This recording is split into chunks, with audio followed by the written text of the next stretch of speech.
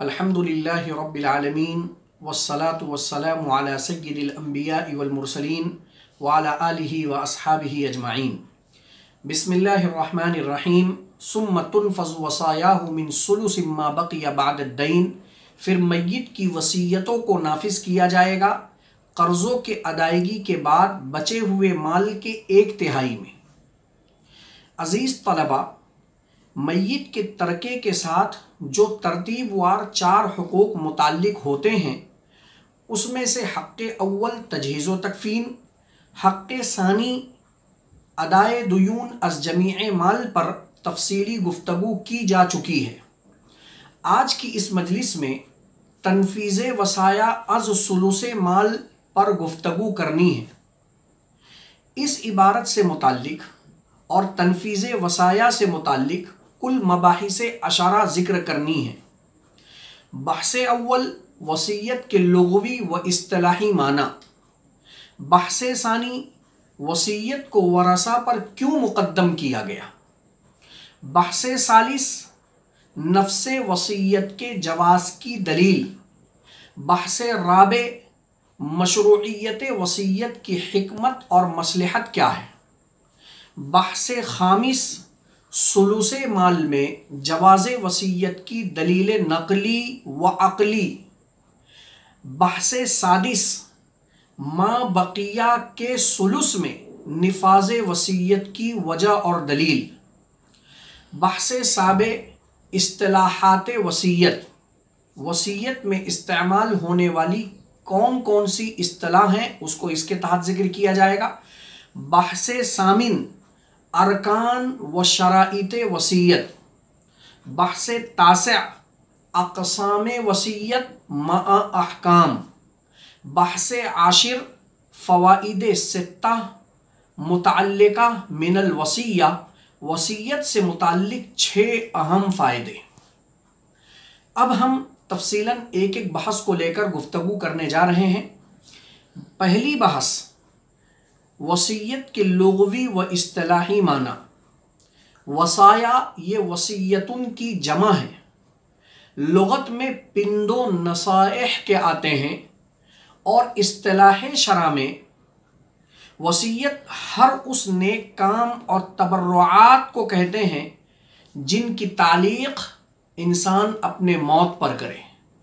مثلا کسی سے یہ کہہ دے کہ میرے مرنے کے بعد فلاں میری چیز کے آپ مالک ہیں، تو وصیت کے لغوی معنی ہے پند و نصائح کے، اور اصطلاح شرع میں ہر نیک کام اور تبرعات جن کی تعلیق انسان اپنے موت پر کرے۔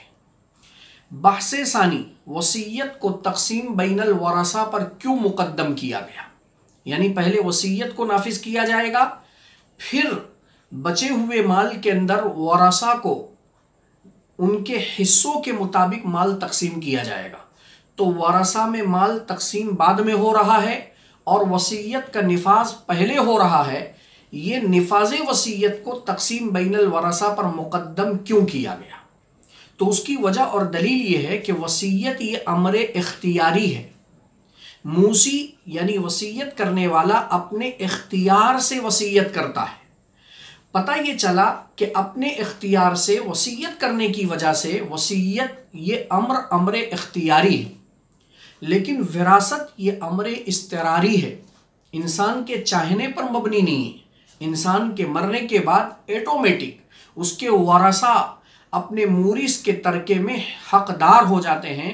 تو امر اضطراری ہے میراث، اور وصیت یہ امر اختیاری ہے، اور امر اختیاری کو امر اضطراری پر تقدم حاصل ہے، اسی وجہ سے وصیت کو تقسیم بین الورثہ پر مقدم کیا گیا۔ تیسری بحث ہے نفس وصیت کے جواز کی دلیل۔ اللہ پاک نے اپنے کلام عزیز میں ارشاد فرمایا، من بعد وصیت یوصی بہا او دین۔ آیت کریمہ میں نفاذ وصیت اور ادائے دیون کے بعد تقسیم ترکہ کا ذکر ہے۔ تو اس میں یہ جو لفظ ہے من بعد وصیت یوصی بہا او دین، تو یوصی بہا من بعد وصیت یوصی بہا یعنی ورثہ کے اندر مال تقسیم کیا جائے گا، پہلے قرض کو ادا کیا جائے گا، نفاذ وصیت کی جائے گی، اس کے بعد ورثہ کے اندر مال تقسیم کیا جائے گا، تو یہ یوصی بہا یہ وصیت کے نفس جواز کی دلیل ہوئی۔ چوتھی بحث ہے مشروعیت وصیت کی حکمت اور مصلحت کیا ہے۔ اللہ پاک اپنے بندوں سے بے حد محبت کرتے ہیں، یہی وجہ ہے کہ اس کی وصیت کے مشروعیت کی حکمت اور مصلحت جب سامنے آتی ہے تو بندے کو اللہ رب العزت سے اور زیادہ محبت ہو جاتی ہے۔ اللہ تو اپنے بندوں سے محبت کرتا ہے، لیکن جب احکامات شرعیہ کے حکم اور ان کی مصلحتیں یہ جب بندوں کے سامنے آتی ہیں تو بندوں کے قلب میں اللہ رب العزت کی محبت کا ازدیاد ہوتا ہے۔ لہٰذا علماء نے عجیب بات لکھی ہے کہ بندہ اپنی پوری زندگی میں شرکسی اور طغیانی کرتا ہے، اللہ رب العزت کے احکامات کو پامال کرتا ہے، اللہ رب العزت اسے مرنے سے پہلے ایک موقع دینا چاہتے ہیں کہ انسان جب مرنے لگتا ہے تو اللہ رب العزت نے اس کو گویا وصیت کا ایک ایسا دروازہ دے دیا کہ اس میں تبرعات اور نیک کاموں کی وصیت کر کر وہ مرے، تاکہ اس نیک کام اور وصیت کے اور تبرعات کی وصیت کے بعد اسے فائدہ پہنچتا رہے، جیسے کہ جناب نبی پاک صلی اللہ علیہ وسلم کا ارشاد ہے اذا مات الانسان انقطع عمله الا من ثلاث، کہ انسان مر جاتا ہے لیکن اس کے مرنے کے بعد سارے اعمال اور سارے اچھے کام منقطع ہو جاتے ہیں، لیکن تین راستے ایسے ہیں جہاں سے اس کو ثواب پہنچتا رہتا ہے، صدقۃ جاریہ، اس میں سے ایک ہے صدقہ جاریہ، اور او علم ينتفع به ایک ایسا علم جس کے ذریعے بعد کے لوگ بھی فائدہ اٹھاتے رہیں، اور ولد صالح يدعو له یا نیک صالح اولاد جو اس کے پیچھے اس کے لیے دعائیں کرے، يدعو له۔ تو اللہ رب العزت نے وصیت کے دروازے سے اس کو ایک ایسا راستہ دے دیا کہ تو مرنے سے پہلے نیک کام اور تبرعات کی وصیت کر جا، تاکہ تیرے بچے ہوئے مال میں 1/3 میں جب وصیت کو نافذ کیا جائے، اس پیسے سے مسجد بنا دی جائے، اس پیسے کے ذریعے کسی کو حافظ قرآن بنا دیا جائے، اس پیسے سے اور کوئی نیک کام کر دیا جائے، تو اس کا ثواب تجھے مرنے کے بعد بھی پہنچے گا۔ تو اپنی زندگی میں بندہ جو طغیانی اور شرکسی کر کے اپنے اعمال کو خراب کر چکا ہوتا ہے، اللہ اس کے سدھار کا ایک موقع اس وصیت کے راستے سے اسے دیتے ہیں۔ تو یہ مشروعیت وصیت کی حکمت ہوئی۔ پانچویں بحث ہے ثلث مال میں جواز وصیت کی دلیل نقلی و عقلی۔ تجہیز و تکفین اور ادائے دین کے بعد جو بچا ہوا مال ہے، اس بچے ہوئے مال کے 1/3 میں، 1/3 میں، 1/3 کے اندر وصیت کیوں نافذ ہے؟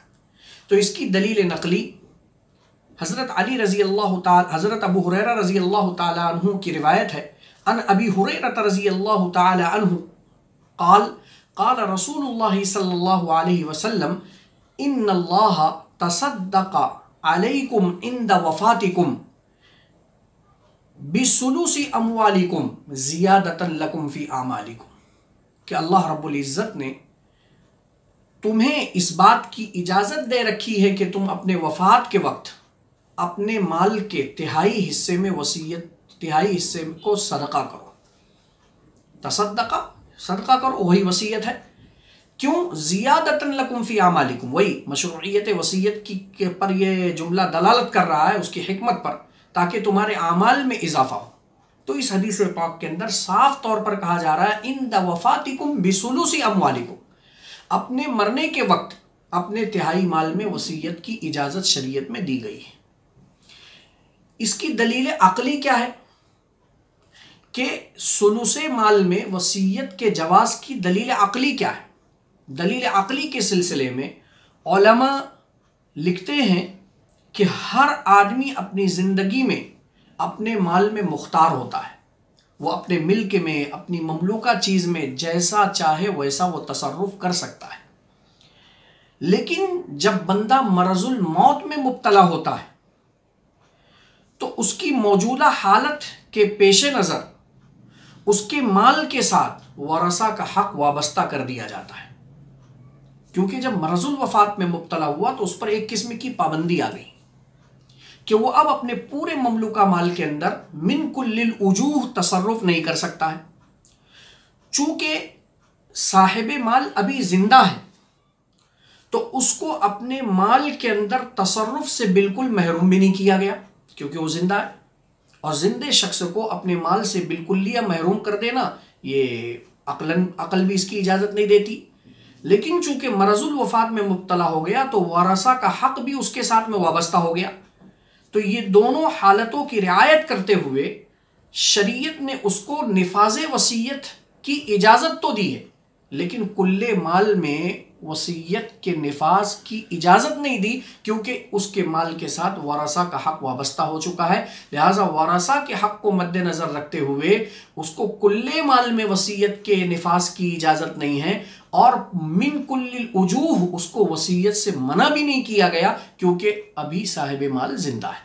تو صاحب مال زندہ ہے، اس کی بھی رعایت ہو گئی، ورثہ کا حق وابستہ ہو گیا، اس کی بھی رعایت ہو گئی، دونوں حقوق کی یہاں رعایت ہو گئی۔ یہ دلیل عقلی کے طور پر علماء نے اس دلیل کو ذکر کیا ہے۔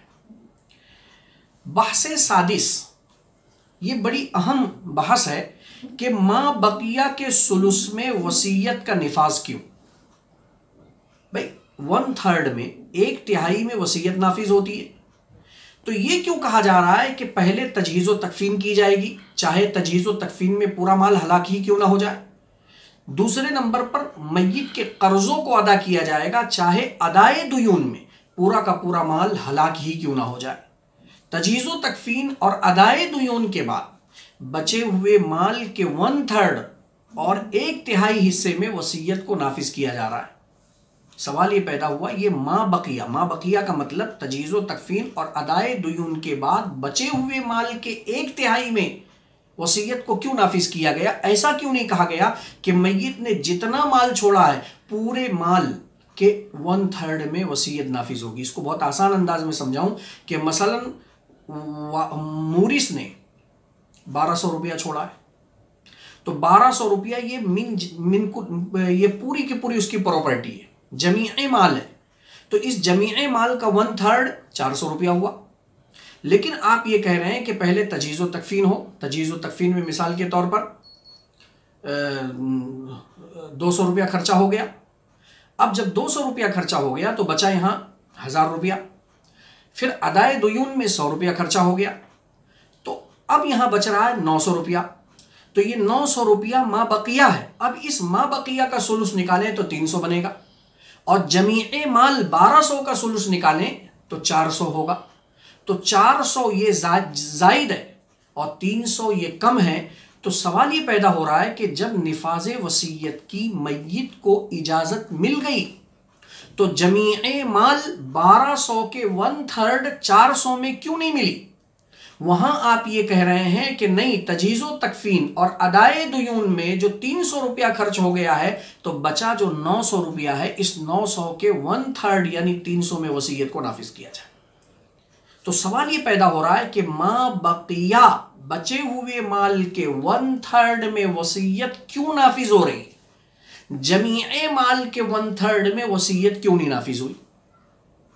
تو اس کی دلیل میں 2 باتیں آپ کے سامنے رکھنی ضروری ہے کہ شریعت نے ایک مصلحت خاصہ کے پیش نظر ما بقیہ کے ثلث میں وصیت کو نافذ کیا، جمیع مال کے ثلث میں وصیت کو نافذ نہیں کیا۔ اس کی کیا وجہ ہے؟ اس کی وجہ یہ ہے کہ اگر ما بقیہ کے ثلث کے بجائے، اس مثال کو یاد رکھنا، ما بقیہ کا ثلث کل مال اس نے 1200 چھوڑا ہے، اور تجہیز و تکفین اور ادائے دیون میں 300 خرچ ہو گئے، ما بقیہ 900 ہے، تو 900 کا 1/3 300 ہوتا ہے۔ تو ما بقیہ کے ثلث کے بجائے اگر کل مال کے ثلث میں وصیت کو نافذ کیا جاتا تو بسا اوقات یہ سبب ہوتا اس بات کا کہ جن حقوق یعنی تجہیز و تکفین اور ادائے دیون کی ادائیگی کو وصیت پر مقدم رکھا گیا ہے، ان کا نفاذ کما حقہ نہیں ہوتا، ان کے نفاذ کے اندر کمی آ جاتی۔ مثلا تجہیز و تکفین اور ادائے دیون دونوں ملا کر بن رہے ہیں، مثال کے طور پر بن رہے 1000 روپیہ۔ اب 1000 روپیہ جب وہاں خرچ ہو رہا ہے، اب اگر آپ یہ کہتے کہ جمیع مال کے 1/3 کے اندر وصیت کو نافذ کیا جائے، تو جمیع مال 1200 ہے، 1200 کا جب ہم 1/3 نکالتے تو بچتا کتنا؟ 800۔ اب یہ 800 کو ادائے دیون اور تجہیز و تکفین میں جب خرچ کیا جاتا تو وہاں ضرورت تھی 1000 روپے کی، اور یہاں خرچ ہو رہا ہے 800، تو ان کی ادائیگی کما حقہ نہیں ہوتی، ان کی ادائیگی کما حقہ ہو جائے۔ کیوں؟ اس لیے کہ تجہیز و تکفین سب سے مقدم ہے۔ دوسرے نمبر پر ادائے دیون ہے، ان کی ادائیگی کما حقہ ہو جائے، اسی لیے نفاذ وصیت کو جمیع مال کے ثلث میں نافذ نہیں کیا گیا، بلکہ ما بقیہ مال کے 1/3 میں، 1/3 کے اندر اس کو نافذ کیا گیا۔ دوسری وجہ یہ ہے کہ اگر کسی معنی کر حقوق اربعہ میں تجہیز و تکفین اور ادائے دیون کی ادائیگی ہو بھی جائے، مگر کل مال کے ثلث میں وصیت کا نفاذ بسا اوقات ورثہ کی محرومیت کا سبب بن سکتا ہے۔ یعنی اگر ہم تجہیز و تکفین اور ادائے دیون کی ادائیگی کو دیکھ رہے ہیں کہ کما حقہ اس کی ادائیگی ہو رہی ہے، لہٰذا چلو جمیع مال کے 1/3 کے اندر وصیت کو نافذ کر دیا جائے، تو اس میں نقصان ورثہ کا ہوگا۔ کیسے ہوگا؟ کہ ورثہ کے حقوق میں کمی بھی آ سکتی ہے، اور ہو سکتا ہے وہ محروم بھی ہو جائے۔ مثلا تجہیز و تکفین اور ادائے دیون میں 800 روپیہ خرچ ہو گیا، کل مال اس نے چھوڑا ہے 1200 روپیہ، تو 1200 جمیع مال کا 1/3 400 ہے۔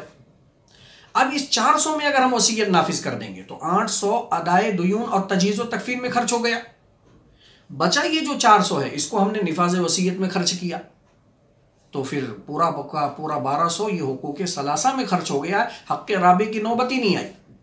لیکن اگر ہم جمیع مال کے ثلث میں وصیت کو نافذ نہ کریں، بلکہ ما بقیہ کے مال میں 1/3 کے اندر وصیت کو نافذ کریں، تو یہاں ورثہ کو بھی مل جائے گا۔ مثلا تجہیز و تکفین اور ادائے دیون میں 800 خرچ ہو گیا، اب 800 کے بعد یہ جو 400 بچا ہے، اس 400 ما بقیہ کا جو 1/3 ہوگا، اس 1/3 میں اگر ہم وصیت کو نافذ کریں تو 4 کے اگر ہم 1/3 کریں گے تو 1/3 کے بعد جو 2/3 بچ رہا ہے، اس 2/3 کے اندر ورثہ کو بھی حصہ مل جائے گا۔ تو کہیں ورثہ محروم نہ ہو، اسی لیے شریعت نے ما بقیہ کے 1/3 کے اندر وصیت کو نافذ کیا۔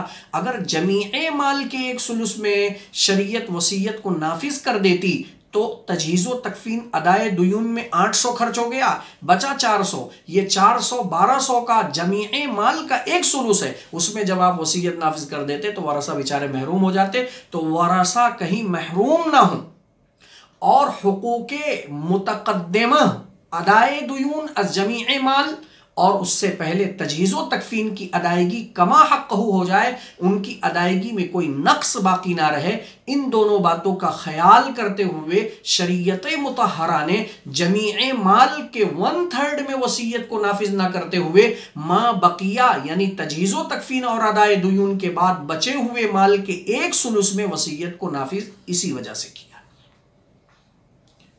انشاءاللہ آئندہ کی بحثیں آپ حضرات کے سامنے آئندہ مجلس میں آ جائیں گی۔